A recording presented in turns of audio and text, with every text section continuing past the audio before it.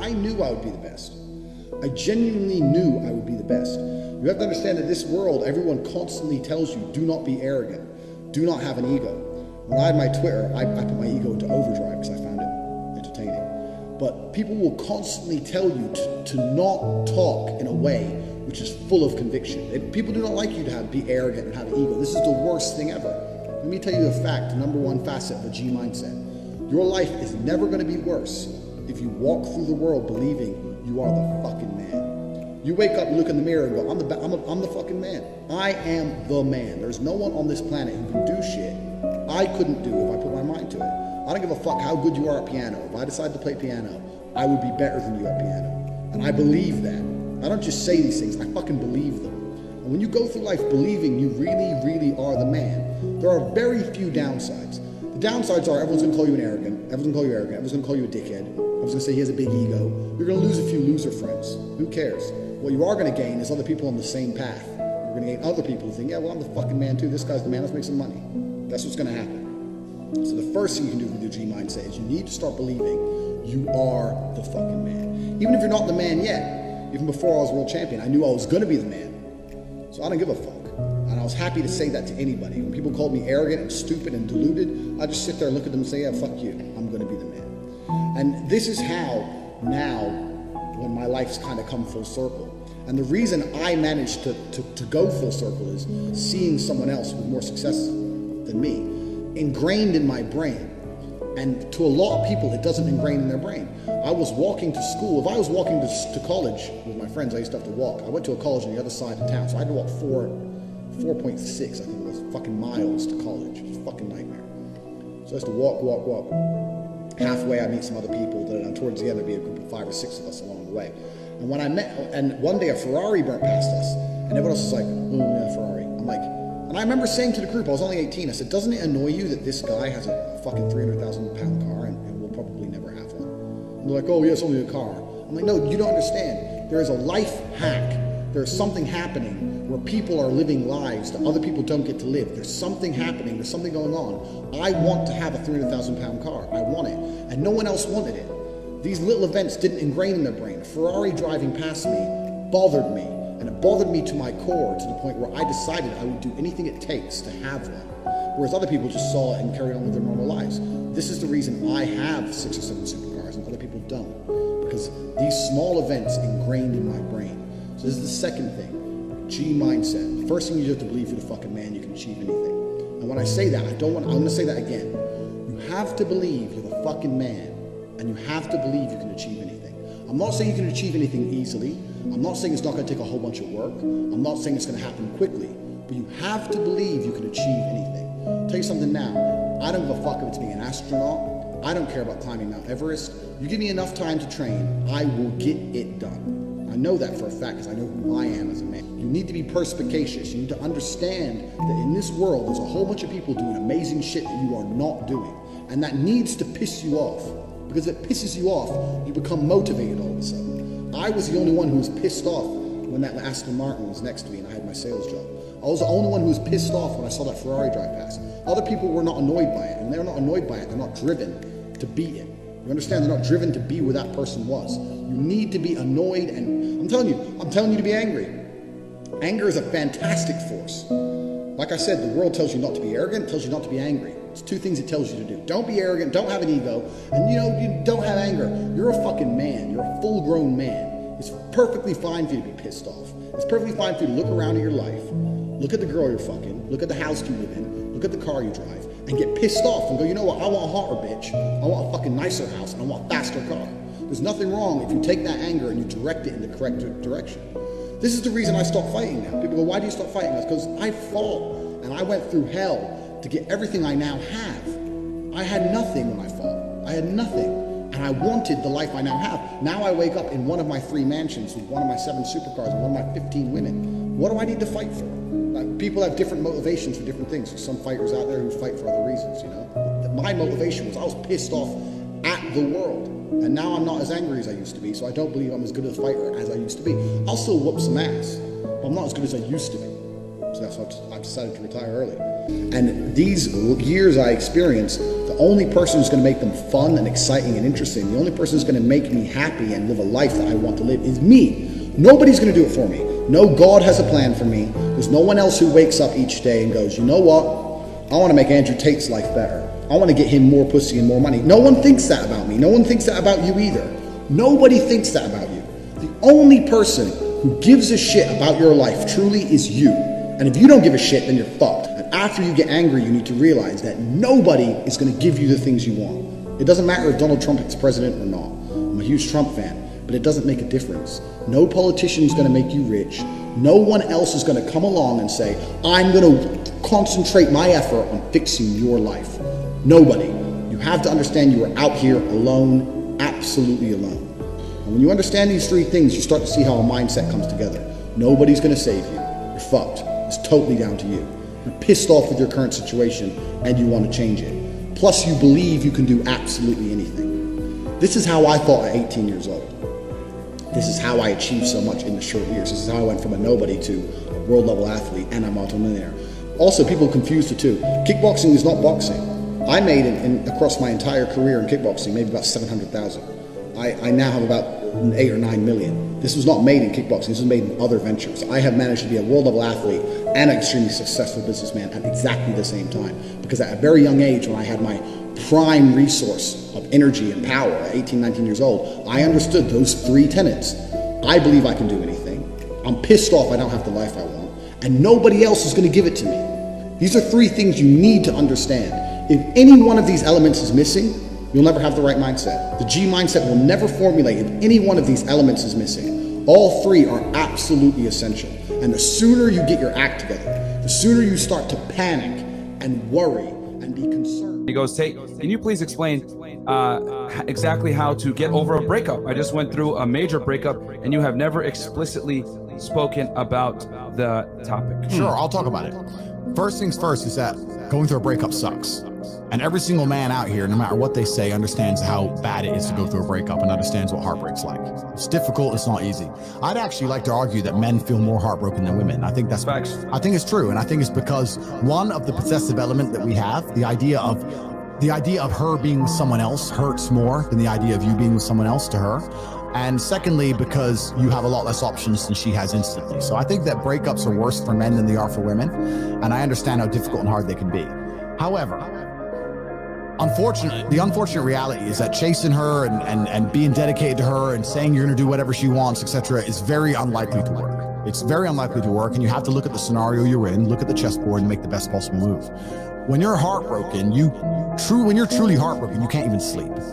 And your mind is constantly preoccupied. And instead of seeing that as a negative, what you need to do is use that as a source of unlimited power. If I was truly heartbroken today, let's imagine, and I could barely sleep, I'd be in better shape than I've ever been.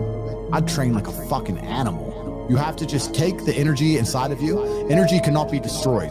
It can only be converted, whether it's heat into light or momentum into friction or however you want to put it, right? Energy cannot be destroyed. It can only be converted from one form to another. And you have to look at that and understand that the sadness inside of you is energy. You can't destroy it, but you can convert it into something else which is constructive. And you just have to suck it up, buttercup, and get over it. And there's no other way to do it. And obviously having an abundance of women makes that easier. But I wouldn't even put it that way. I'd say if you were with a woman and you lost her and you're now lonely and she's going to be moving on and you're absolutely heartbroken and you're destroyed inside, I understand how difficult that is. But now you have genuine sadness inside of you, which is unlimited motivation for you to become a fucking beast, become an animal. And by the time you're finished becoming an animal, you won't care anymore. So if you really want to cure yourself, you can just say, I'm going to get a six-pack and I'm going to get bigger arms. And by the time my arms are this size and I have a six-pack, then I'm going to think about that bitch. And you'll realize you don't give a shit about her anymore. That's just the way the world works. What do you have to say with respect to guys who think that they should just exit the game and be done with this whole thing and be like they want to go their own way and for whatever that means to those guys?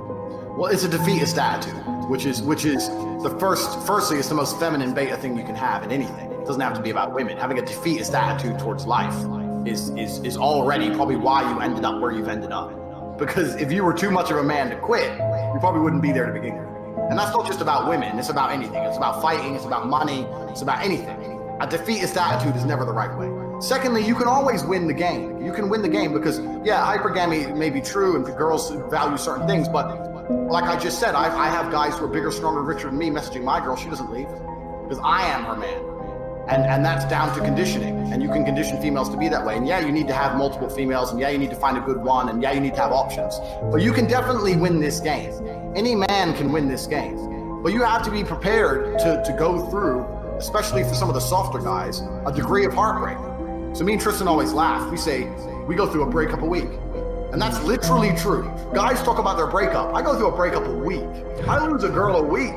And is that the point now where it's just like, whatever, go. I don't care anymore at all. But for most dudes, because they haven't got the kind of sexual access I have, you're gonna have to be prepared to lose the girl because she wants to go Vegas. You're gonna have to be prepared to sit there and miss her and not message her. You have to be a man about it. You just have to stop being a pussy. If you stick to the rules of the game as a man, you can absolutely win. Nearly any man can. I'm not saying you're gonna have a beauty queen, but you'll have something that's loyal to you. She may be a fucking 5 in my book, but she's a 9 to you. So who gives a shit? You know, you're happy, whatever. The point is, but you have to be man enough about it. Most of the guys, MGTOW and betas, all they're trying to do is just alleviate heartache. They're such cowards. They're afraid of feeling sorry. Oh, they're afraid of missing her. I had one guy who messaged me. He's like, oh, I don't know what to do. I really miss my girl. I said, why'd you split up? Oh, she was talking to these guys. Da, da, da. It's like, why do you miss her?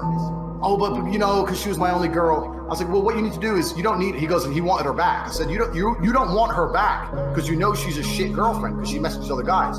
You just don't want to miss her anymore. It's not about wanting her back. You're just too much of a pussy to deal with the feeling of missing her. That's what the reality of it is.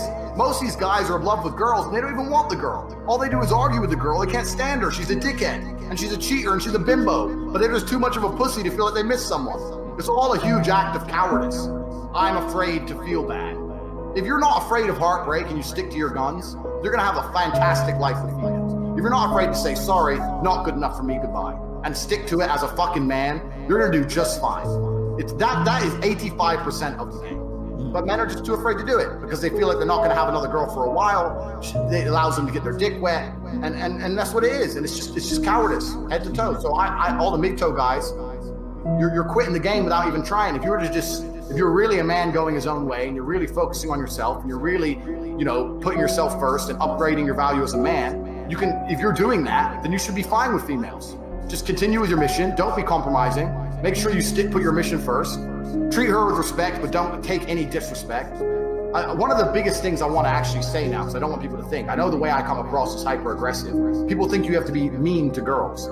I'm never mean to girls. I'm nice. I'm nice to my girls. People have this idea that I'm walking around the house beating them up and shit. It's like yeah, I'm the complete opposite.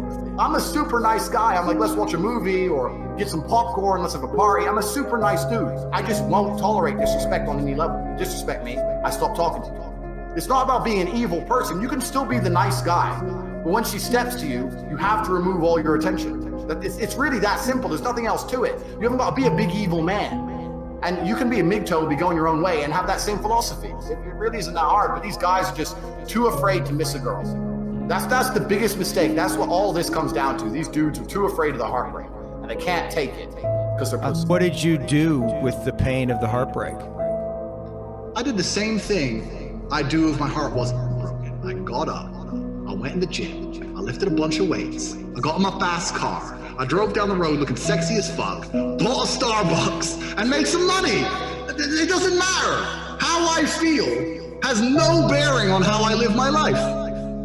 Ability to be vulnerable as men is not something that we're taught. Is actually, in fact, it's something that I think we're taught to not be vulnerable, to not be emotional, to not. But Tate, you're not a big vulnerability guy, though, no, he's not. I just want to talk about it. But that discomfort that you just described has led to a massive positivity in your life. Absolutely. I can say the absolute same thing for fighting. I decided to go out and learn to fight to the level I learned to fight because I had a couple fights in school and I won them, but it was kind of close, and I was like, that was too close for comfort.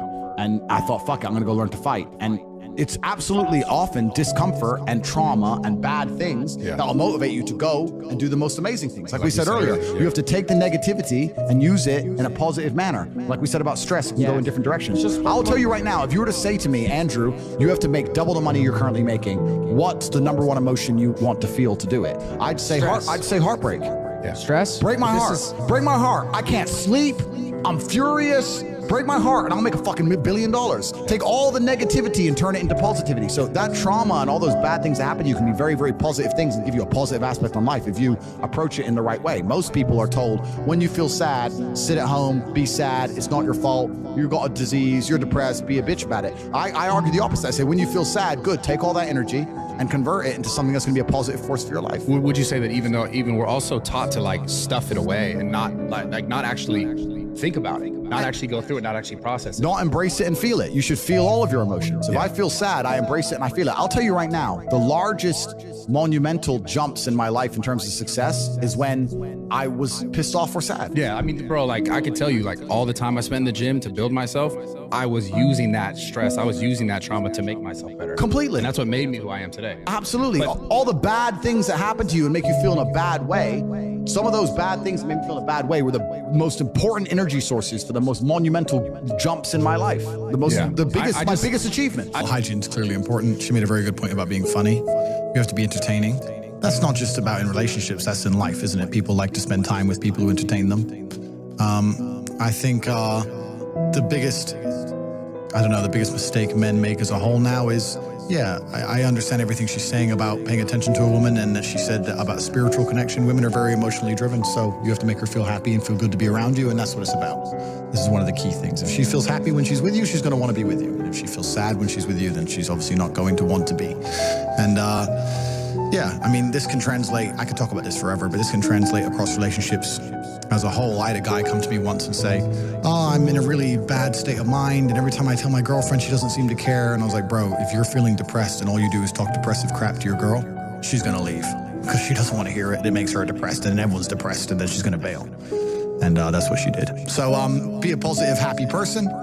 If you can't work that out on your own, then you shouldn't be with anyone else anyway.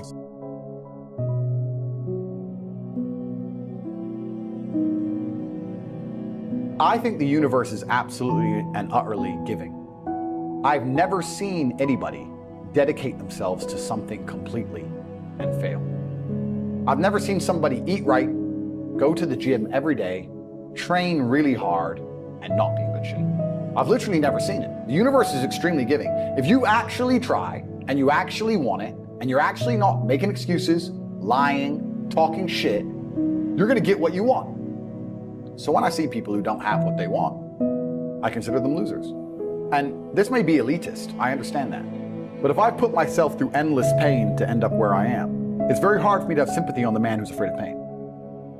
You're avoiding pain. I've been through endless. I now have everything I've ever desired. You have none of the things you desire. Am I supposed to feel sorry for you? Because you took the easy way out? Am I supposed to look at you and go, oh, poor dude? No, you were a coward. You didn't go through the shit I went through. You didn't put it on the line. So you deserve your substandard reality. That's what you deserve. You're a loser. Because if you actually wanted it and you actually tried, you'd have it. You could have anything you want. Universe is super giving. You want a Ferrari, you can have it. You want that bitch, you can have her. You can have anything you want on the planet. There's not a girl I look at that I want that I can't have. Not one. That's my reality. There's not a car I can't have. There's not a house I can't buy. If I want to go to a yacht, if I want to go to Antarctica, there's nothing I can't have. Bam. Because I've decided to become this man. It's the same for absolutely every single one of you at home. If you want it, you can have it. If you're sitting there saying, oh, but I tried my best and I still didn't get it, you're lying. You didn't try your best. That is a fucking lie. The universe gives it to everybody who genuinely tries. And I know that to be a fact because this world's competitive. We're all competing against each other. And the majority of people don't try. Like I've achieved this amazing life and I've tried very, very hard. But it could have been harder. I mean, was it that hard? About 86% hard. It wasn't 100% hard. Why? Because the competition's zero. Everyone is a fucking loser. It's amazing to me. Everyone's a loser. I can say to somebody, listen, I'll make you a millionaire. Do this. Oh yeah, but the kids are home from school now. That's it. They're done. And then they'll sit and go, oh, I really wish I had some money. You are a loser. I will sit here on this podcast. People will listen to me for hours. And I will say, listen, I have hundreds of millions of dollars and I will teach you how to make money. CobraTake.com, I have a school, university designed specifically to teach you how to make money. I clearly know how to make money. You clearly like what I say. You obviously believe I'm intelligent and integral and I won't lie to you. And still, a whole bunch of people will sit there and go, yeah, anyway, next video.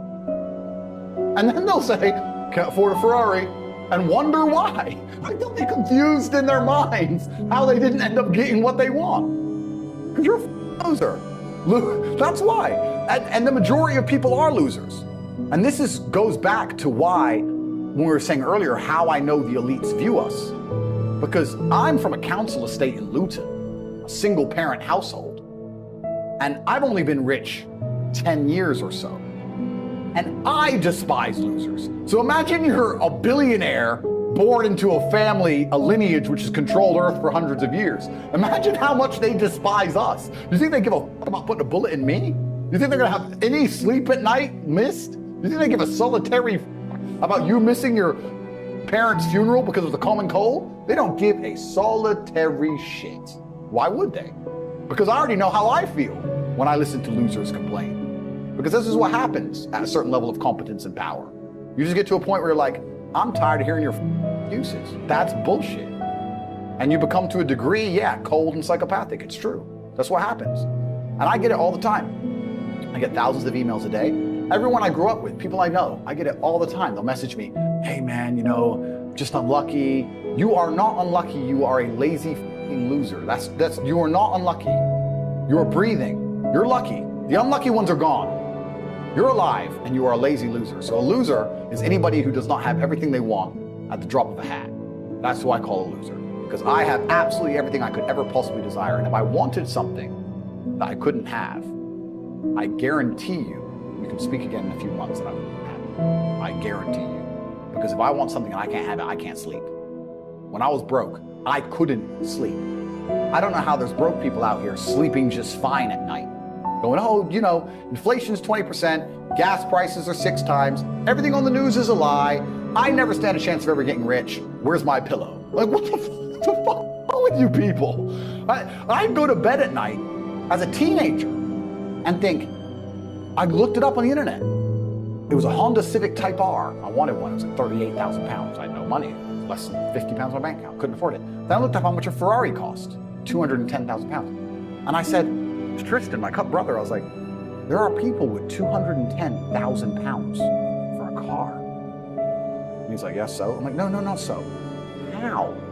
If I worked my job for 6 years and saved every penny, if I walked to work and didn't eat, I couldn't buy this car. How are people doing this?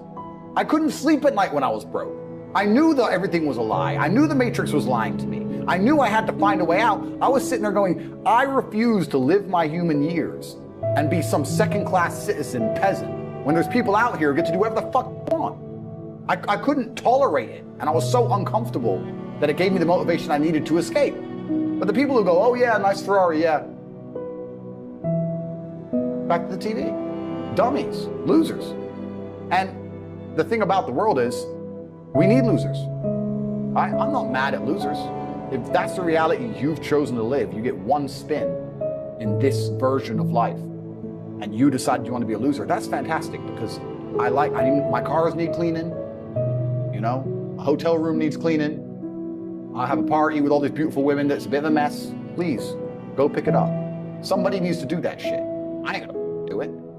If I had to walk into a hotel room and clean up after some other man's party, I guarantee you I'd do whatever it took to become rich so I didn't have to do that shit. But you want to do that for 20 years? Thanks, friend. Someone's got to flip the fucking burgers. Someone has to make the fries. I want a Happy Meal now and again. But I don't feel sorry for you people, because you deserve it, because it's a decision you made. You made that decision.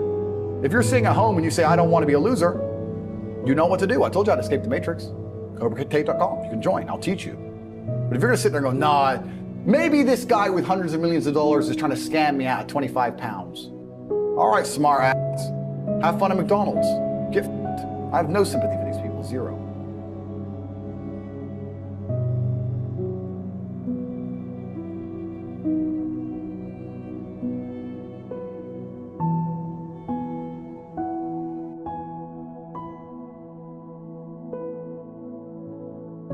If you're the person who wakes up, does work, is fantastic at it, but then takes 3 days off, you're gonna lose. They say that hard work beats talent when talent doesn't work hard. That is completely true. You have to be consistent. You have to decide, are you the kind of person who wants to make a lot of money in this life and live a life of freedom? Or are you the kind of person who wants to look back when he's 30 on his 20s or 40 on his 30s and look at that decade and go, what did I do with that decade? Well, I didn't get rich. I didn't travel the world and live like they do in Tate Confidential. What did I do? Well, I had a day off here, a day off there, a bunch of nothing days amalgamate into this decade of nothingness, and you're just wasting your time. If you want to win, you need to be consistent. You don't need to be the smartest, not at all, but you have to be the guy who's there day after day. And I guarantee you, I will guarantee you right now, IQ has nothing to do with how successful you'll be as a real estate. What is going to determine how successful you're going to be is, are you there every single day? Are you doing what you're supposed to do day after day? I can also apply this to sales. I knew guys who were terrible on the phone. Back in my day on sales, you used to have to call companies. I was smooth, I was the best. We had some other guys who were smooth. They'd land a deal, go buy a nice car, whatever, take a few days off, take it easy. We had people who were terrible. And when I say terrible, I mean they had a thick Indian accent, didn't speak English that well, didn't know the script that well, didn't know the answers, but they were always in the top 20% of the company because they just hammered the phone. They just were on it. They needed to feed their family in Bangladesh. They didn't give a fuck. They were just calling. That's it, day after day. When you're on lunch break, he's on the phone. You can win with hard work alone. And that's what's amazing about the universe when I say that. God will give you anything you truly want. If you truly want money and you truly try hard, you truly listen to us, you are going to have as much money as you could possibly ever desire. But if you think you want money, but you kind of want something else, or if you're arrogant, or if you're lazy, you're going to end up somewhere in the middle if you're lucky and talented. And if you're not talented, you're going to end up. So you don't want to be a normal dude, because when you're a normal dude, you're a loser. You don't get to do amazing things. What's interesting is none of you have had a normal life. You've had a unique and individual life path. The things you've gone through, nobody else on the planet has gone through. You've lived certain experiences, the school you went to, the time you were picked on in that class, the girl who broke your heart. Every single thing you've been through is unique, like a fingerprint, a completely unique life. And somehow you've managed to stay completely non-unique. It's almost impressive how you can have a completely unique life experience and still end up average. How the fuck did you do that? Your life's different than everyone else's, and you still look and talk and sound and act like everybody else, like a dummy. That happened because you have not paid enough attention into analyzing your life. Self-analysis. Every single time something good happened to you, every single time something bad happened to you, you've not spent enough human hours sitting and thinking and trying to work out why it happened. How to make sure the good things happen more often, how to make sure the bad things happen less often. What was God trying to teach you? He was trying to teach you something. You think, oh, I just got scared. No! God sent you a lesson, but you didn't pay any attention to it. Do you understand? Everything that's happened to you has been sent from God himself to guide you on a unique path. Everything good and everything bad. And the point of the unique path is that you end up a unique person. But you are failing. If you're a full-grown man, you should feel deep shame at the fact that you can't do what I can do. Yeah, I'm Top G.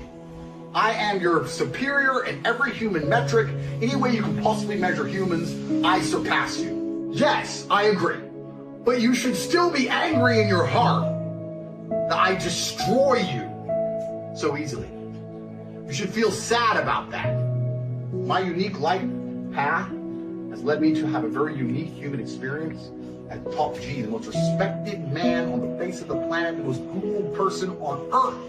Everybody loves Top G.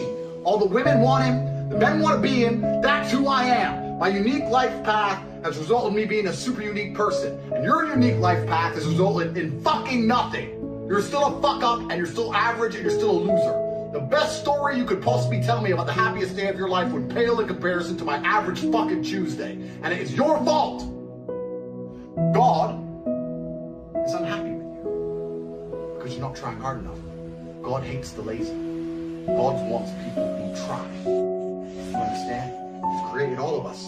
He's looking down. He's seeing the ones who are really trying, seeing the people who don't try at all, and then he's seeing people like you. Most of you are in this category, somewhere in the middle. You've convinced yourself you're trying, and you tell other people you're trying, get dark in the middle of the night, really, you're not trying hard to rubbish. I think that breakfast is the worst thing that's ever happened to humanity. It's terrible. You're gonna wake up and just eat a bunch of food. You haven't had to do any work. You haven't had to hunt for that food, kill that food. You haven't made any money. You've done nothing of conquest. I think when people wake up and the first thing they do is put food in their mouths, I think it's a bad mental model to approach the day with. I think you should wake up and you should stay hungry. You should stay hungry for a long time. Why not? We ain't gonna die. You can go weeks without food. You should wake up and you should stay hungry for hours and hours and hours until you've made some money or done something of note or been to the gym or progressed in some way, so you think, I deserve this. A lot of people come to me and say, how do I become successful? And I say, you're lazy. And they say, I'm not lazy. You are fucking lazy. Everybody is monumentally lazy. Nobody understands what genuine work ethic and ethos is. And for me, it's hard to understand because I struggle to not work. I struggle to sleep. I struggle to relax. I can't sit and watch Netflix. I can't sit and play video games. I can't do the dumb shit everyone does. All I can do is conquer Earth. I can't even turn my brain off long enough to become unconscious. So it's very difficult for me to understand people who sit there and go, yeah, I want to be successful, but I can't find the motivation. Every waking second, you need to be working. And I'm going to handle every excuse because I want to answer this question compendiously. Because most people who come to me and say, oh, I'd love to be rich. No, you wouldn't. Because if you'd love to be rich, you'd be working. And now the people will say, well, I don't know what to work on. That's another lie. And the reason that's a lie is because there's always more work to do. Now, how much you care about something is directly correlated to how much work you find to do. Mm-hmm. If you truly love a coin, you can polish it forever, right? You can find work to do. If you sit there and go, oh, my work's done, and you haven't tried to find it, you can always find work. I don't give a shit if you're a carpenter. I'm a carpenter, and I finish my work. You drop me, it's about carpentry. Oh, I don't want to do that. I want to stay home. You don't want to be rich. There you go. There's your fucking answer. So you can find work to do in any sphere. My entire life is work. And when I say that, people think that's depressing. No, it's not. It's not depressing. I love it. Every single thing I do is work. When I go to the gym, it's so I'm in fantastic shape, so I can call everyone a brokey, and they don't want to come up to me on the street because they know I'll fuck them up. Work. When I come here and do a podcast and have a nice conversation with you, gentlemen, work. Life is work. Existence is work. If I'm awake, I'm working. I really believe the universe is ultimately giving. I've never seen anybody or any experience in my life where somebody has dedicated their all and tried their very best for something and not had it. I've never seen somebody, maybe correct me, right? You'll know even better than me. I've never seen somebody who eats right, trains twice a day like an animal, never misses a gym session, diet on point, does everything they're supposed to do, and not get strong. I've never seen it. I've never seen it. So when you meet a guy, I just can't get in shape, because you're not trying. Something's wrong. Because you are not trying. You're not eating right. Something's wrong. You're not trying. Yeah. And if you actually wanted it, you do it. So everyone goes, oh, I don't have motivation. If you don't have motivation to be better, then stay a loser.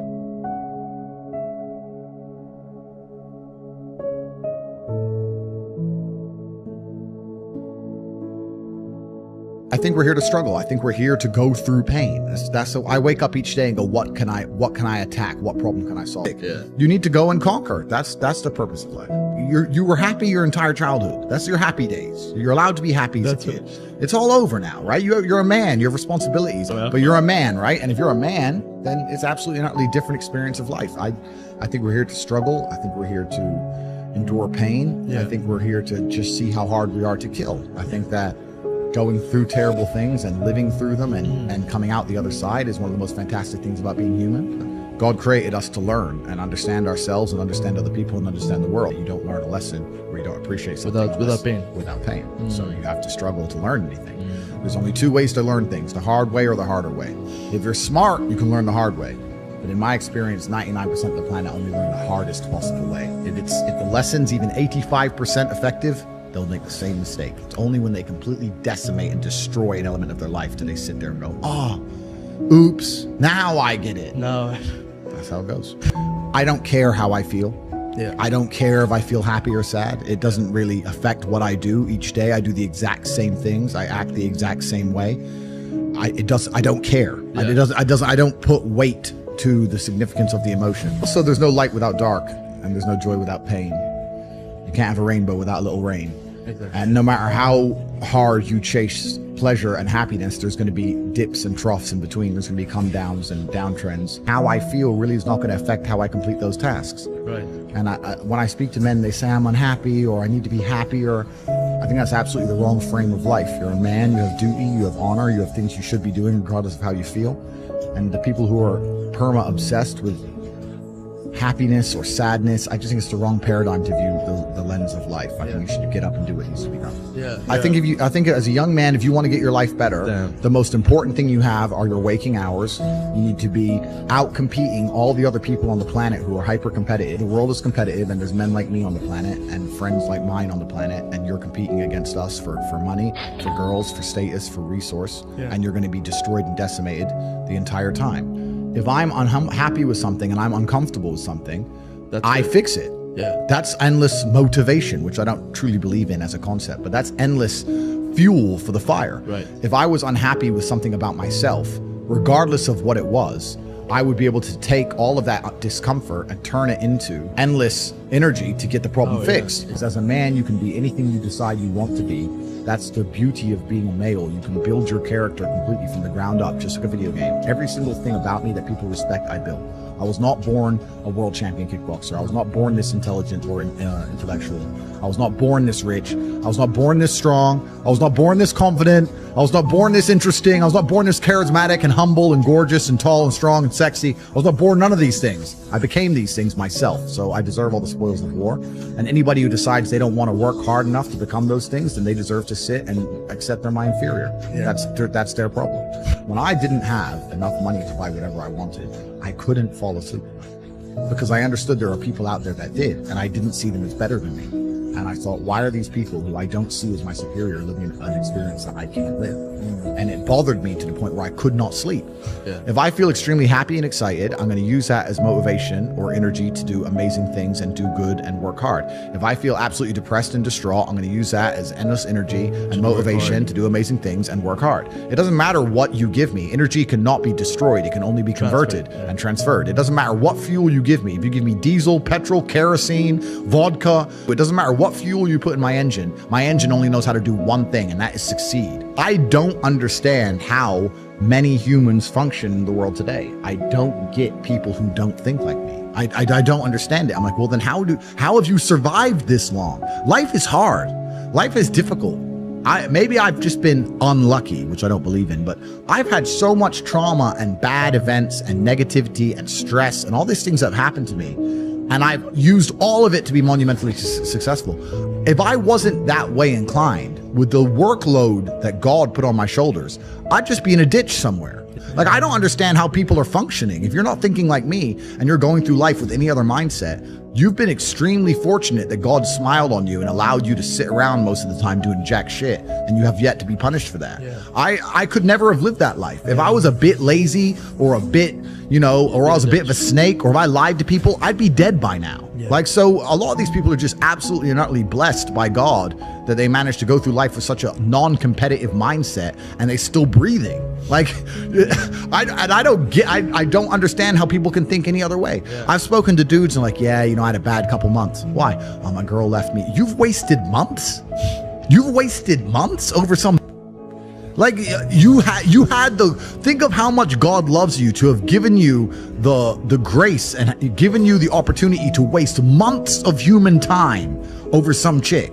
Like, talk about blessed head to toe. If I waste months, empires are going to collapse. I'm going to end up in a cell or dead if I waste months. I have things to do every single day. I can't waste a second. Like, these people are just absolutely infinitely blessed, and their mindset is a product of that because they're spoiled children. Absolutely spoiled children. If you're going through life with any other mindset besides a hyper competitive one, where you're capable of competing with some of the most dangerous men on the planet in all their forms, me and my network, and also my competitors. If you don't have that mindset, then you have to understand that you are spoiled. You're spoiled by your reality because there's a whole bunch of people out here daily who fail. There are men out here who fail daily and they have yet to feel the true consequence for it. They fail to go to the gym when they know they should have gone to the gym. They fail because they forgot their keys and it took them 10 minutes to find them. They fail because they replied to a question they got sent on WhatsApp the wrong way. They fail because they didn't smile when they were supposed to. They didn't say please and thank you to that person who helped them. They fail because they didn't say hi to that girl who's looking at them out the corner of their eye. They just fail perpetually. They go through life missing every opportunity and just failing. And somehow we've built a society which is so soft and God is so giving and so graceful that they still have a place to eat and somewhere to sleep, and they're still surviving.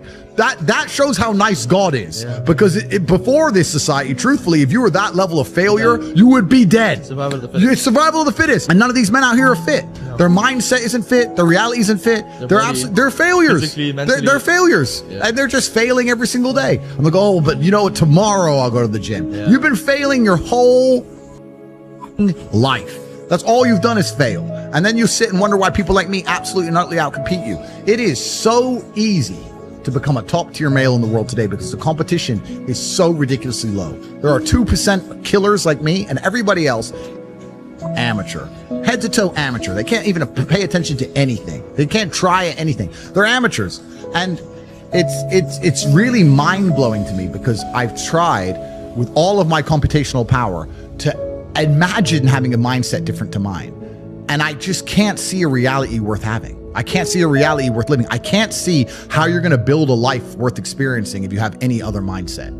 I can't see it. Yeah. I've never met somebody with a fantastic life who did not completely and utterly believe in themselves. I've never seen somebody massively succeed and they didn't believe in themselves, ever. I've never seen somebody who just allows life to happen to them and become blown off course by some sadness, end up doing massively monumental and important things. I've never seen it. It's never happened. It does, and it's never going to happen because it's competitor. It's like crypto. It's player versus player.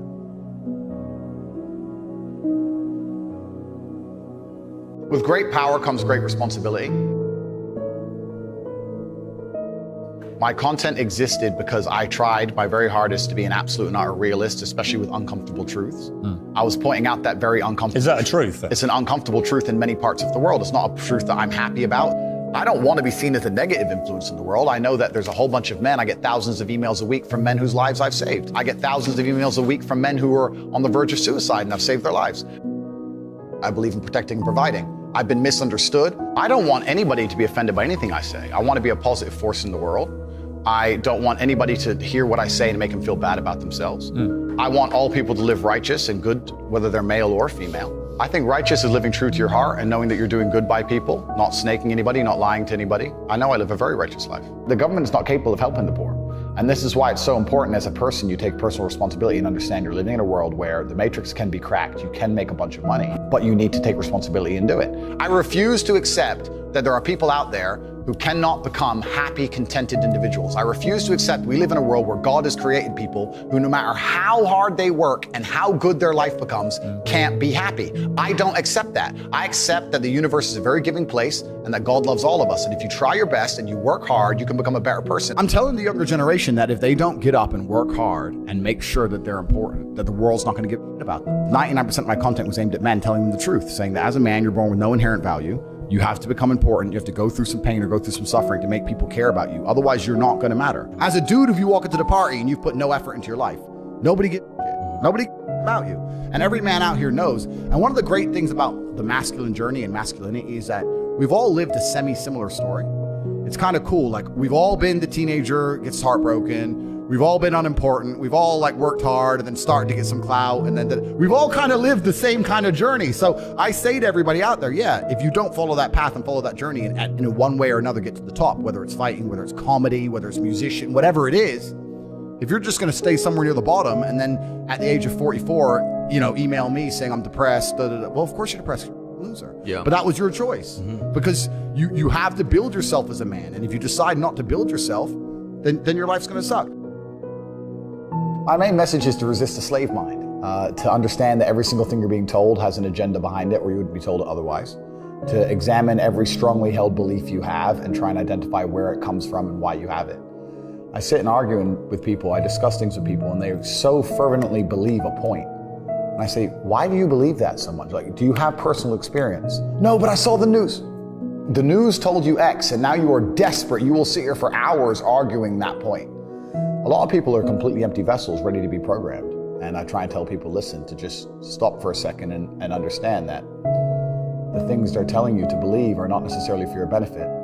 The people who make the rules don't make the rules for the benefit of everybody. They make the rules for the benefit of the people who make the rules of the game. So telling people to resist a slave mind and just be critical thinkers, keep their brain open, pay attention to things, be perspicacious, that's the general theme. And it doesn't matter whether you're left, right, liberal, man, woman, etc. It's just think for yourself. That's the general message. I believe men and women are a beautiful union. I think we're slightly different, but when we work together, we're the most powerful force in the world. And I certainly believe that men and women, when they work together, it's the most beautiful force on the planet. So of course I believe in men and women. Of course I believe in love. Of course I believe in marriage. Of course I believe in family. Okay. I believe in marriage in the traditional sense. I believe a man has a duty to stand up and be a real man. I believe that the problem with the world today that we are facing is that not enough men are sticking to the age-old ways of masculinity. Mm-hmm. I believe that me standing up and saying a man must protect a woman and provide for her, so he needs to make sure that she's safe. He needs a degree of authority. I believe women are sovereign individuals and they can make any choice they so desire. I think that it's important that we remember that a man has a duty. I think I certainly in my relationship have a financial responsibility to provide for my woman. My woman would never have to work unless she wanted to because I'm the kind of person who works hard enough. And I'll make another point that needs to be said. The number of women who have stood up and stuck up for me is ignored. Thousands of women are making videos saying, I've met Andrew Tate, he's such a nice guy. I wish I had a man like Andrew Tate who felt responsible to protect and provide for me. You know what? I do belong to my husband, that's why I married him and I love him. We ignore the thousands of women who stood up and stood by me and said everything I said is true. This is that there's a large contingent of men who still want to make money, go to the gym, be strong, drive a fast car, be traditionally masculine, and don't want to be shamed for that. I believe that feeling depressed is real. I don't believe depression as a clinical disease is real. No. I think PTSD is very real. Unfortunately, I have some friends who suffer from that. I know that feeling depressed is real. I believe that the number one power you have against these things are trying to take control of your own mind and affecting your own life. I believe that it's not healthy to hand over all your power and believe that depression is an outside disease that you can't affect. I know that when I've had difficult periods in my life, and also many of my friends, like I've said, suffer from PTSD and been through terrible things. I've lived a very difficult life, and I know people who have, that the things that made them feel better is when they woke up and said, you know what, I'm not going to allow this to damage me anymore. I'm going to take responsibility. I'm going to get up and I'm going to fight this as hard as I can. If someone comes to me and says, I'm clinically depressed, or I feel very, very sad, I would say the first thing you need to do is stop accepting the identity of a clinically depressed person. Stop accepting you have no control over this. And what you need to do is stop identifying that way, and let's work together to try and fight against it. A lot of people who are clinically depressed are suffering with something in their life, and if you fix the problem in their life, perhaps they won't feel depressed anymore. The thousands of people who have emailed me saying, my doctor told me I was clinically depressed and it's a disease that I have got in my brain and I can't be fixed. And I started listening to you and I realized that that's not the case and I can fix my own life, and you're the only person who has ever helped me. I believe feeling depressed is real. I do not believe it's a disease that you catch from the sky and you cannot affect. I believe that no matter what happens, I believe you have control of your own mind and you can fight against it. I believe if you change your circumstances in your life, you may feel different. I'll give you a quick example. I had a guy who emailed me saying he was clinically depressed and he was going to kill himself.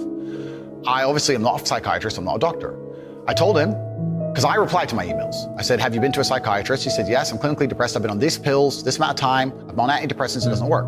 I said, I don't know what to say to you besides this. And he said he lost his girlfriend, that's why I became clinically depressed. I said, listen, go to the gym, get a six-pack first. Once you've got a six-pack, email me again.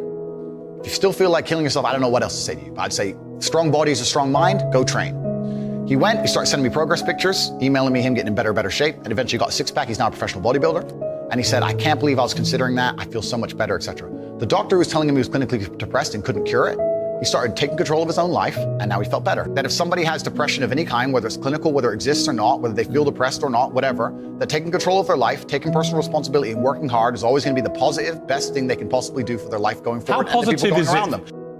Of course, money can't buy happiness, I agree. But money is the third most important thing in the world. First is your health, because you have nothing if you're going to die. Second is your relationships, because you need love and family, that matters the most. But money can buy everything else. So money's the third most important thing. The average people come to me and say, what do I do? I'm just the average guy. And my only answer is stop being the average guy. It's my only answer. You can't just be the average guy anymore. The idea from the 1950s that you can just be the normal, average, law-abiding, hard-working citizen and you'll have a good life is gone. Any man out here who goes, I'm just going to work hard, do my bit, and obey the laws, and I'll have a good life. No, you won't. No, you will not. Just doing your job is never gonna make you rich, because you're just gonna be taxed into infinity and you're gonna stay broke. So just obeying laws and doing your job now has set you up to be a peon and a slave for eternity. You have to get yourself in a position where you're making enough money. You don't know what to talk about, then you don't understand money. So go learn how money works. Go learn how a bank works. Go sit on YouTube for free. You don't have to pay 50 grand in 4 years like a university. Go sit on YouTube and understand money, banking, or the real estate market, any of it. Understand the last housing price crash, why it happened. Understand mortgage rates and how that's affected by interest rates. Understand it, and then go sit with someone else who understands it and talk about it. People should, even if they haven't got a penny in the world, should be going to these meetings about real estate, about investing, especially if it's cheap, they should go. Just meet other people who at least have money. Have conversations about money, talk about it. How are you gonna get what you don't talk about? And yes, the cycle of precipitation, right? So a cloud comes, it rains, it falls down to the ground, it goes under the ground, whatever, goes into a stream, it moves into the stream, goes to the ocean, evaporates again up to a cloud, floats somewhere else, falls down again. It's always moving. That's how money is. People think that money is in these large stagnant pools hidden in people's bank accounts. That's not really true. Money is constantly moving all the time. And if you can find a way to get in between it and stand in the right place at the right time, you're gonna get wet. I think that's the new modern way to view the world. It's an attention economy. It doesn't matter what you do. If you're getting attention, you'll make money. One habit that people need to adopt, and this is a habit I had for a very long time, and I've actually recently cleared it from my brain because I've reached a point where peace of mind is worth more than money. But every single time money is spent, you need to identify how your money was taken from you. And I say taken because money can't be made. Money is taken. Because the only people who can make money are the governments. If you're a government, you can make money. You can print it from thin air, or a bank. But if you're a person, you're not making money. You're convincing other people to give it to you. You're taking money from others.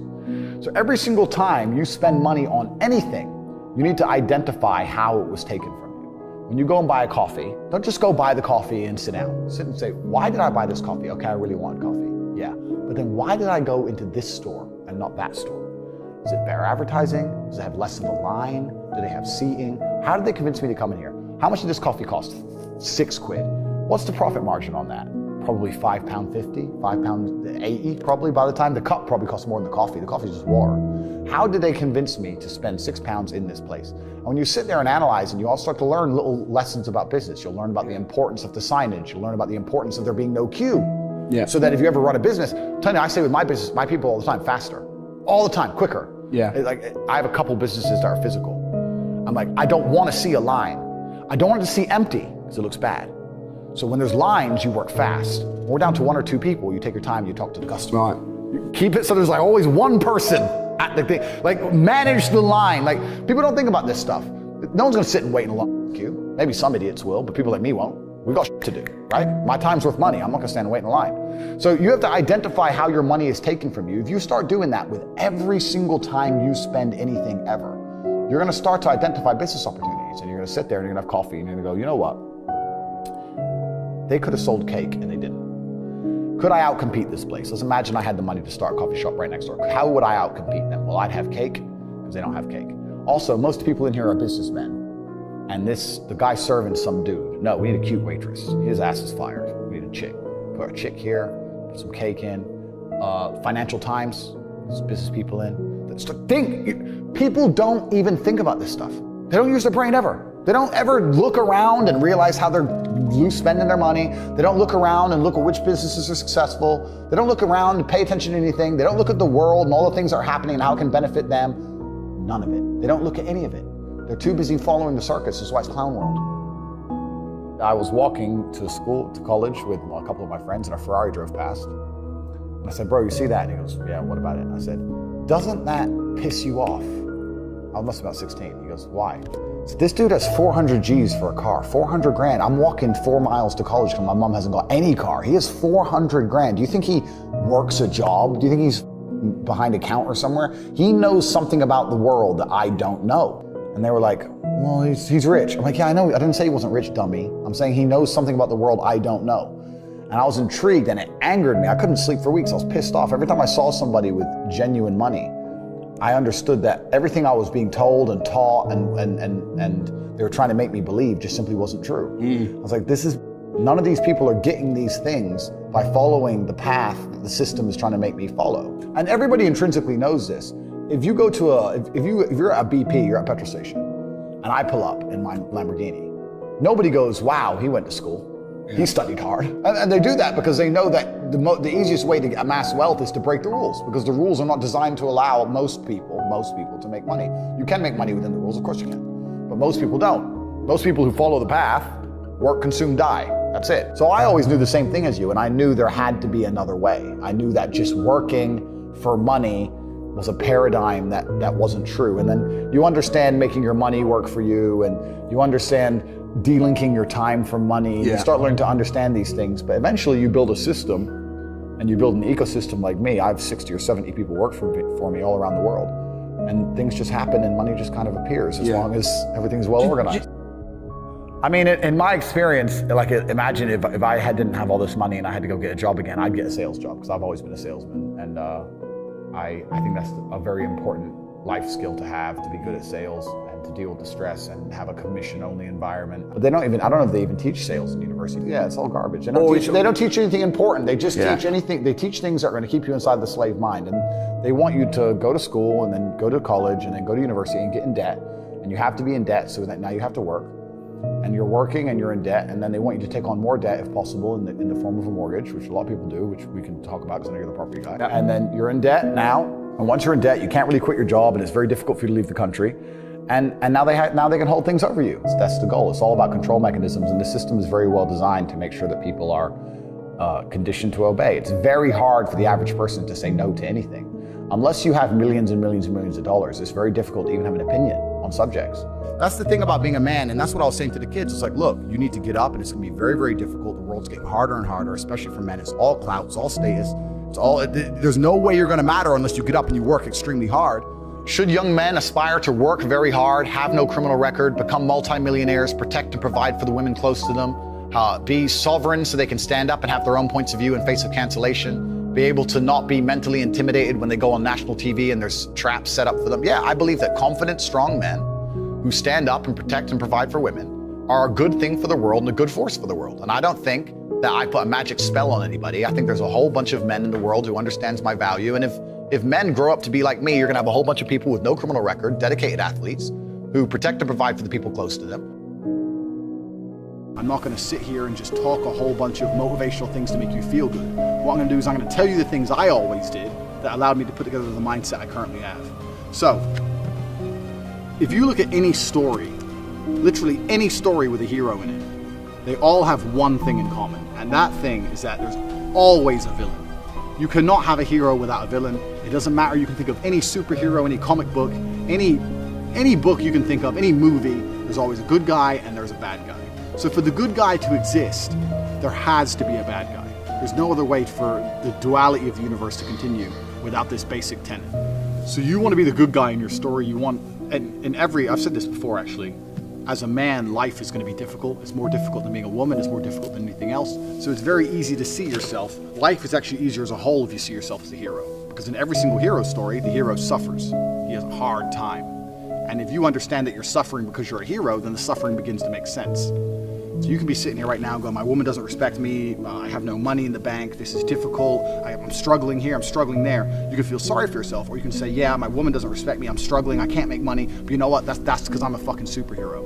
And my life's gonna be hard, because I'm a man. And as a hero, it's gonna be difficult. These are the tests and the trials and tribulations I have to go through to become someone. Every single male superhero went through a whole ton of shit before he became superhero. You've seen the Batman movies. His parents died, he was locked up in jail, all these bad things happen, and then they emerge as the hero. And this is done for a reason, because it's the reality of life, especially as a man. So right now, you have to understand that you're the hero in this movie, and if you're struggling for a very important reason. And how you handle these struggles, and how you deal with these struggles, are going to decide the kind of person you're going to be afterwards. You're either going to be a superhero, or you're going to succumb to them and you're going to fail. So be happy that you're struggling, because that's important. That's the first thing. The second thing is, there has to be a villain. Now, most people think their villain is someone else. You see this all the time. The villain's the opposite of the hero. So if you're sitting at home and you haven't got much money and you're broke and you're pissed off and you're depressed, and you look at me and I have 4 supercars and all these girls, I'm traveling the world, I go everywhere I want, you may think I'm your villain. People look at other people and think, oh, that guy has this guy has this, and they become envious and they think that's the villain. That's not true. That's not the case, because every single person has different circumstances. There are things you have that I don't have, and there's things I have that you don't have. So I may have had a genetic gift over you, for example, because I'm a fantastic kickboxer, but you may have been born more wealthy than me. I was born in a very, very poor family. So I had advantages and disadvantages, you had advantages and disadvantages. So comparing yourself to other people is asinine, and it's inane because it's not a level, fair playing ground. There are some people who are born to millionaire parents who are gorgeous, model, good looking, and have six packs without trying. Some people are lucky like that. That's just how it is. So comparing yourself to these people is not going to help you. Your villain is nobody else. Your villain is someone you're going to create. And you're going to create your villain because he's going to motivate you to be the most powerful hero you can possibly be. So you're going to create your villain. And this is the task for the first week. This is a 6-week training course. And over each week, you have a very important task. And the task for this week is to create your villain. To make sure that there was no disadvantages involved, your villain's going to be a clone of you. But what your villain's going to have is he's going to have some things you don't have.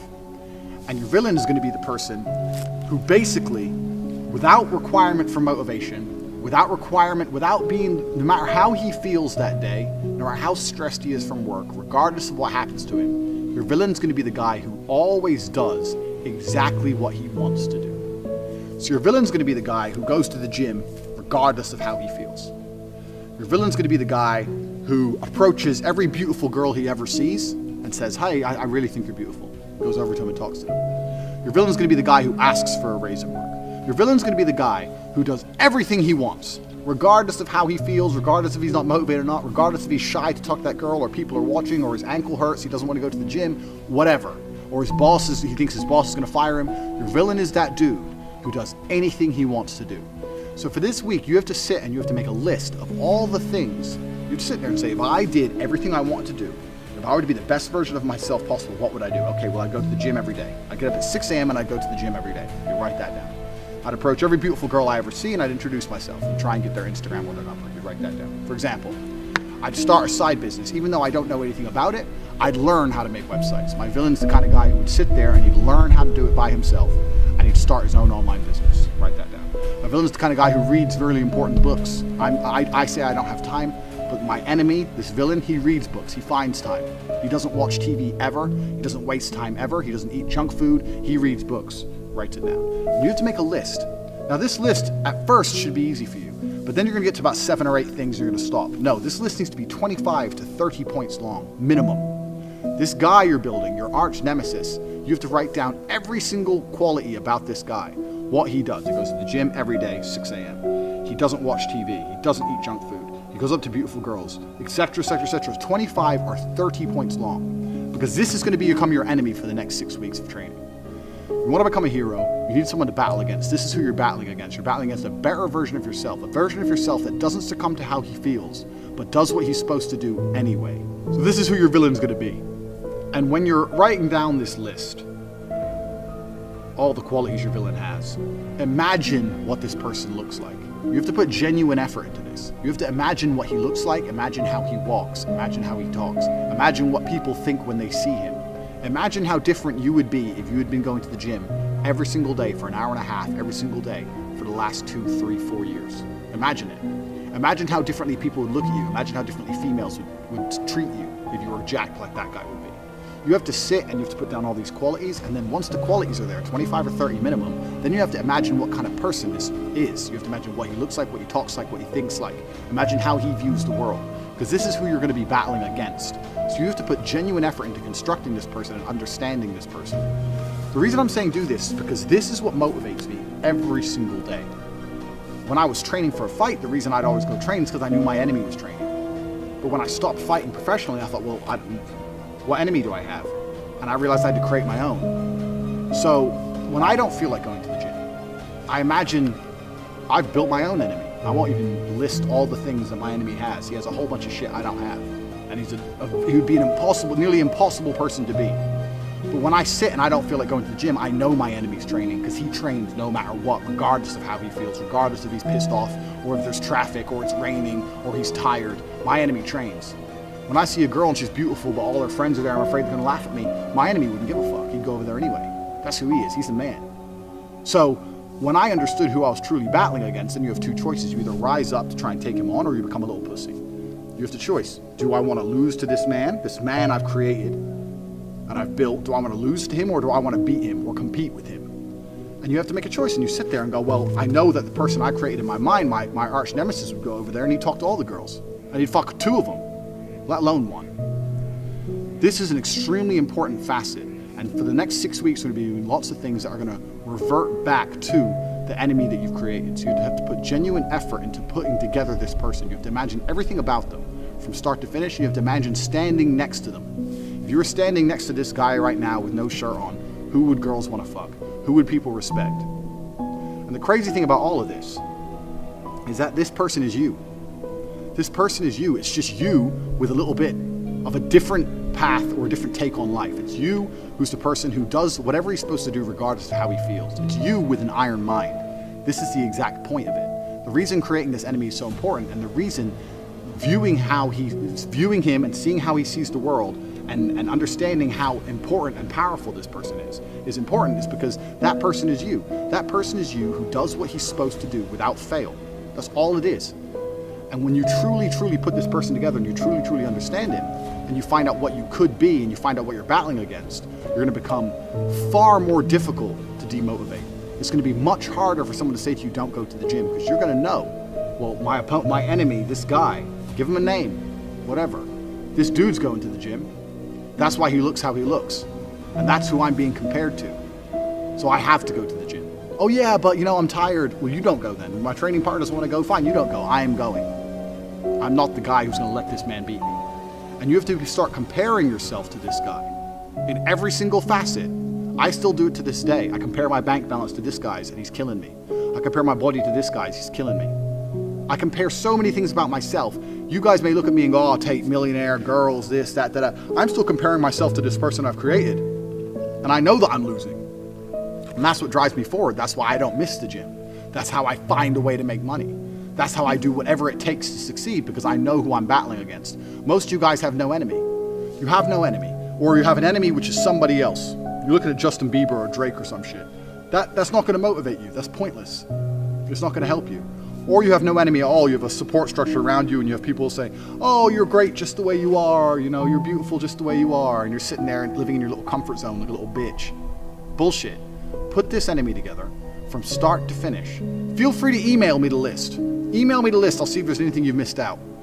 My email address is at the bottom of the screen. Feel free to email me your list. I'll compare it to my list, and we'll see if there's anything you missed out. But this is going to be the most important thing across the next 6 weeks we're going to keep referring back to. And when you truly put this list together, you truly create this person and truly understand that it could be you, it's going to be far more difficult to stop you doing what you need to do in the future. I think that any emotion you feel should be converted into positive influence. Yeah, you should do good things with any emotion you feel. I can't. And what else are you going to do with it? And this is a genuine question. Yeah. What else? If let's say your wife breaks your heart. If you're not going to work, you can't sleep anymore. You're upset. She's running around with a new dude. You see her Instagram story. She's got some new guy. You're furious and you're angry and you're jealous and you're bitter. You have all of this inside of you.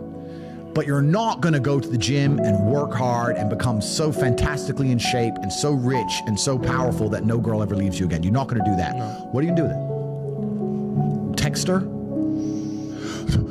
Try and explain to her? She doesn't care. Like, you can write the most perfect English. You can write the most beautiful words ever constructed. Forget Shakespeare. You can do, it doesn't matter. She doesn't care.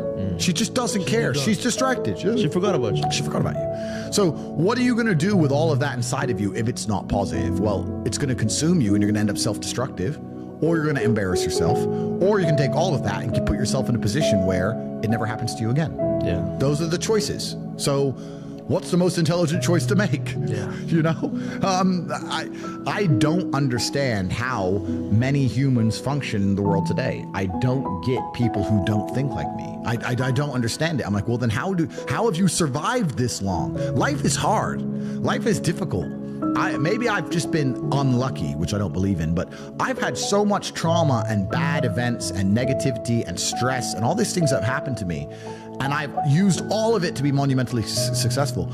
if I wasn't that way inclined with the workload that God put on my shoulders, I'd just be in a ditch somewhere. Yeah. I'd have killed myself by now. Like, I don't understand how people are functioning. If you're not thinking like me and you're going through life with any other mindset, you've been extremely fortunate that God smiled on you and allowed you to sit around most of the time doing jack shit, and you have yet to be punished for that. Yeah. I could never have lived that life. If I was a bit lazy or a bit, you know, or I was a bit of a snake, or if I lied to people, I'd be dead by now. Yeah. Like, so a lot of these people are just absolutely and utterly blessed by God that they managed to go through life with such a non-competitive mindset, and they still breathing. Like, I don't understand how people can think any other way. Yeah. I've spoken to dudes and like, yeah, you know, I had a bad couple months. Why? Oh, my girl left me. You've wasted months?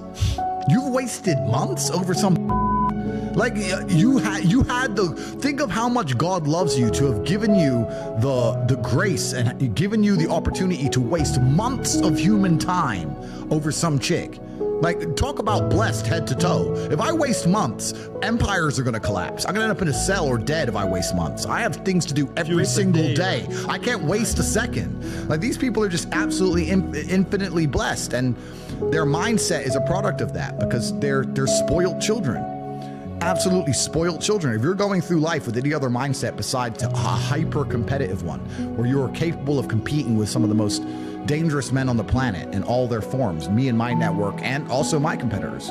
If you don't have that mindset, then you have to understand that you are spoiled. Yeah. You're spoiled by your reality, because there's a whole bunch of people out here daily who fail. There are men out here who fail daily, and they have yet to feel the true consequence for it. They fail to go to the gym when they know they should have gone to the gym. They fail because they forgot their keys and it took them 10 minutes to find them. They fail because they replied to a question they got sent on WhatsApp the wrong way. They fail because they didn't smile when they were supposed to. They didn't say please and thank you to that person who helped them. They fail because they didn't say hi to that girl who's looking at them out the corner of their eye. They just fail perpetually. They go through life missing every opportunity and just failing. And somehow we've built a society which is so soft and God is so giving and so graceful that they still have a place to eat and somewhere to sleep, and they're still surviving.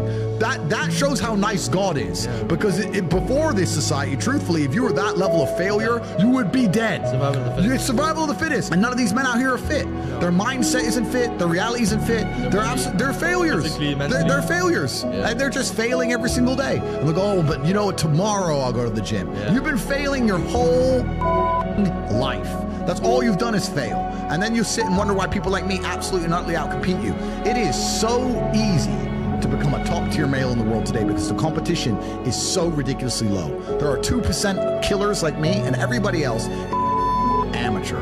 Head to toe amateur. They can't even pay attention to anything. They can't try anything. They're amateurs. And it's really mind-blowing to me because I've tried with all of my computational power to imagine having a mindset different to mine.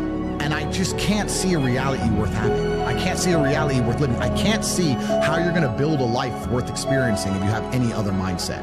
I can't see it. Yeah. I've never met somebody with a fantastic life who did not completely and utterly believe in themselves. I've never seen somebody massively succeed and they didn't believe in themselves, ever. I've never seen somebody who just allows life to happen to them and become blown off course by some sadness, end up doing massively monumental and important things. I've never seen it. It's never happened. It does, and it's never gonna happen.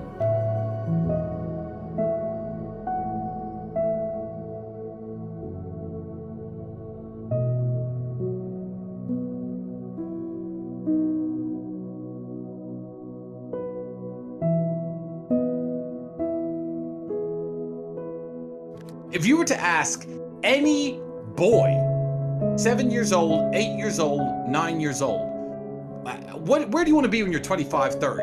Where do you want to be? They're going to say, big house, fast car, beautiful wife. That's what they're going to say. Every single one. And slowly, the programming of the Matrix beats this dream out of men. I will tell you a story about me.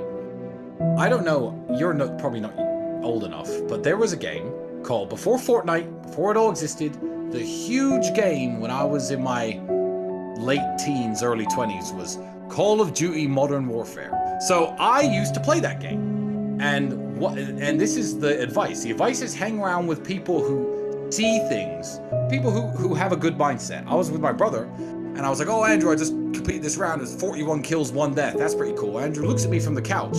I swear to God, looks over at me and goes, yeah, Tristan, but it doesn't matter, does it? I don't know, fuck, it doesn't matter, does it? and I turned that game off. And I don't think I've ever spent more than 10 minutes playing a video game ever since that day. So hang around better people.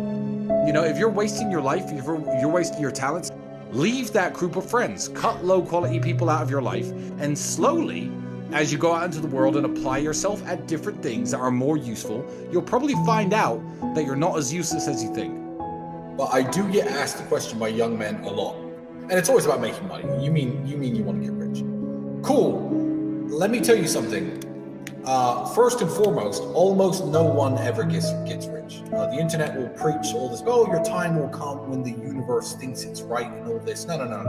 Most people work their shitty job, live their shitty life, live their shitty old age, and then they die. Most people never ever get rich. They never get to live like Sterling, and that's the reality for most people. So, first of all, understand that and get your ass into gear. Second of all, and my advice is non-advice. If you took 100 people, 100 millionaires at random and put them in this room, and you asked all of them, how do you make $1 million? You're going to get 100 different answers.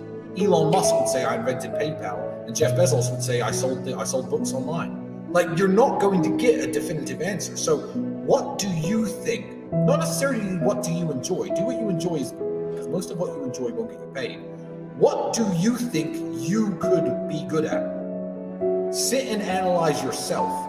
What do you think you could be good at? Ask yourself that. I don't know you. What are you good at? Think about what you think you could do and answer the question to yourself. I can't tell you. That's my advice. Like, look where money is moving and stand in the way. I know a dude, when I was trying to buy a part for my car, he was like, oh, I know someone who's got car parts, will sell it cheaper. He heard I had a problem. He heard I was going to spend money on a car part. He jumps in the middle, probably made himself $1,000. I don't care how much he made. He saved me money. Look where money is moving and get in the middle. That's a good starting position. I never wanted to be a multimillionaire. Andrew once said to me, famously, Tristan, if we could just find a way to make like 50, 100 pounds a day from home, that would alleviate a lot of our problems. Start small, because as you climb the mountain and you reach where you wanted to reach, you realize that there are new mountains to climb. There are new mountains to climb for me right now. And I'm at a level that a lot of people can't even dream of getting to. But you see it. It opens new doors when you accomplish the goals that you're aiming for. And it opens your eyes to what's possible from there. So don't think I want to be a multimillionaire. Think, okay, I want some financial independence. I want to work 20 hours at the fast food store instead of 40, but supplement my income from home. Okay, I've done that. Now I have more free time. Where do I go from here? I've reached that mountain. I've seen what's possible and aimed higher. That's it. So don't think how am I going to become a multimillionaire. Think of your short-term goals. Make sure your mother works less, buy yourself some nicer clothes, live in a better apartment, and think of how you can make those things happen. And as you go up in value as a man, you'll learn a lot about yourself, and from then you could tackle bigger goals. Stop wasting your time. So I was 17, I was working at a fast food restaurant making sandwiches. Now, the internet didn't really exist as such, but looking back on it, it was part of my journey. And I regret nothing because I ended up where I am. So would I even go back and tell myself anything is the question. If I had to, it would be to not burn so much of my time. Let's talk to the 17-year-olds who are listening. Do you finish your job, come home, play video games, etc.? That's what I used to do when I was 17 a little bit. What I didn't do is come home and think, okay, let's work on something new. Let's try and build something. Let's start a YouTube channel. Let's start creating content instead of consuming content. I'd tell myself to be a little bit more proactive with my free time and not fuck around so much. And being a gentleman is very, very important. There doesn't have to be a winner. When you're going on a date with a woman and you're looking to sleep with her and she's looking to have a good time, you could both go home happy. Right. You really can. You don't have to feel like you defeated her somehow or you tricked her somehow, and she doesn't need to feel like she used you somehow. You can have a wonderful evening. You're nice to her. You open the car doors. You buy her a bouquet of flowers. You have dinner. You make love. You go home. She's happy. You're happy. It's down to you. It's personal accountability. And that's what a lot of guys want to throw out the window these days. It's like failing in every business you've ever attempted, failing to make money, then blaming capitalism, or failing in every boxing match or every American football game and NFL game you've ever played and blaming the referees or blaming the rules. No, it's personal accountability and it's personal responsibility. So I think a lot of these guys need to really, really look in the mirror, as I do. And sometimes I look at myself and think, Tristan, okay, you're a little out of shape. Tristan, okay, you know, you've been sleeping too much, you've been partying too hard, you got bags under your eyes, you've been, you know, you're letting yourself go a bit, and you have to keep yourself in check. You have to stay at the very top, and if you don't stay at your very top, you're not competitive anymore. Every single species on the whole planet is exactly the same. Every single female of every single species looks at the most competitive males and thinks those are the ones I want to have my children. And women, human women, are exactly the same. So if you're not having the success with women that you want, don't go out there trying to blame women, and don't go out there trying to change women. And what people don't want to hear is that to become Tristan Tate was a slow process of hard work that took me 15 years. And I'm still working on myself. I think the Tristan Tate in 3 or 4 years is going to be a much better version of who I am now. And what a lot of people want to do is, you know, blame their circumstances. But they don't understand that. I mean, height aside, you could change every circumstance about you. You could change how handsome you are. You could change how fit you are, how strong you are, how rich you are, how smart you are. I am very fortunate. I don't know what loneliness feels like. And that's something that most men can't say. And it's why me and my brother, when we understood through meeting very good friends of ours who were married for 10 years, felt alone. Ex-military guys who felt that sense of brotherhood and loyalty and companionship in the army, or on their sports team, their college baseball team, their fraternity, their football team, and they lose it. Those are the guys who opened my eyes to how special the relationship I have with my brother is. And that's what I try to tell the world as well. I don't know what loneliness feels like. You know, I was born in a very underprivileged family. I grew up absolutely broke. I didn't have the best, I wasn't dealt the best hand, but there was always an ace up my sleeve. So I don't know what that feels like. I've always had companionship. I've always had someone who had my back, someone to fight with me, someone to work with me in terms of my brother. So I'm not going to sit here and say that the journey to the top for me necessarily was lonely. But let me tell the young men out there, you need to be able to identify low quality friends and cut them off, and curate the people around you into a group of winners, a group of men who want to go out there and achieve the same things as you. And the journey to the top not only won't be lonely, but it will be far easier.